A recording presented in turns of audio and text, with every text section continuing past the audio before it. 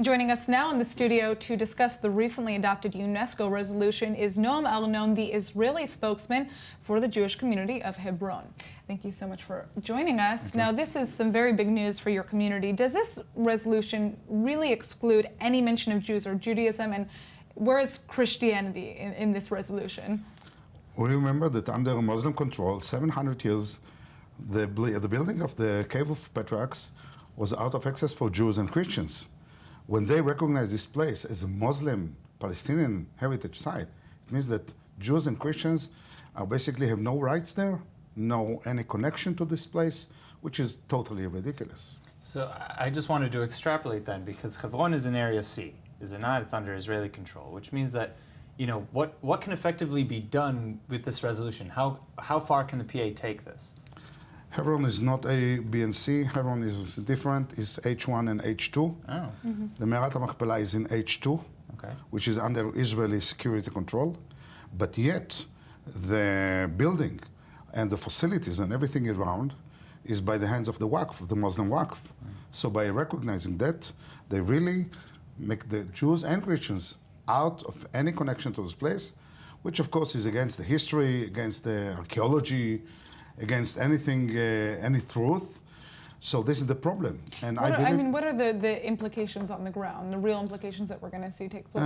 There is no any implications on the ground, but what I am afraid is someone, somewhere, a terrorist may think that he can fight for justice. Now he has the background, he has the the wind coming from there. He will want to implement the justice in his terrible eyes and do something. This is the one big, very, very big problem. So, you know, who is fighting this decision right now? We heard very nice, very nice words from the Prime Minister.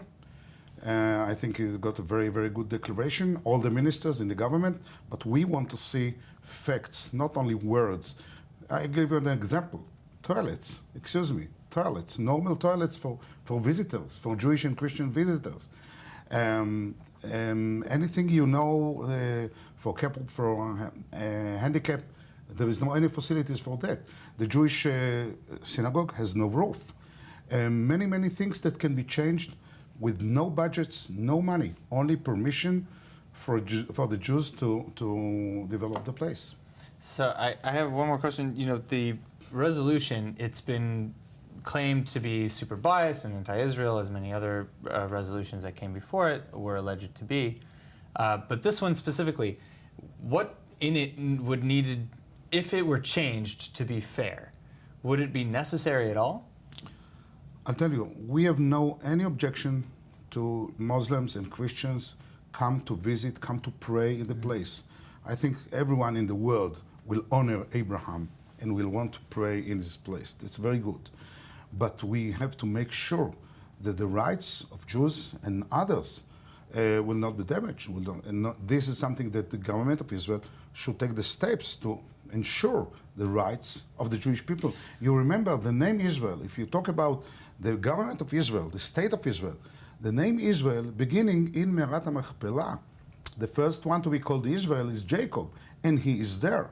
This is the foundation for our entity and state. Now, you know, my question is, what is the feeling on the ground between the Israelis and Palestinians? Because this is a decision that has been made by UNESCO, a party that is not obviously, you know, from Israel or from the Palestinian Authority. Is this having an impact on relations in any way between people on the ground? Basically, no. You know, I have quite a lot of Arab friends in Hebron. We talk, we discuss, and we do things together. We want to solve problems together, and it's possible. Not a Palestinian authority, but people, Arabs and Jews, will continue to live together. I hope as good friends, or most of the time as good friends. This is something that we would look for.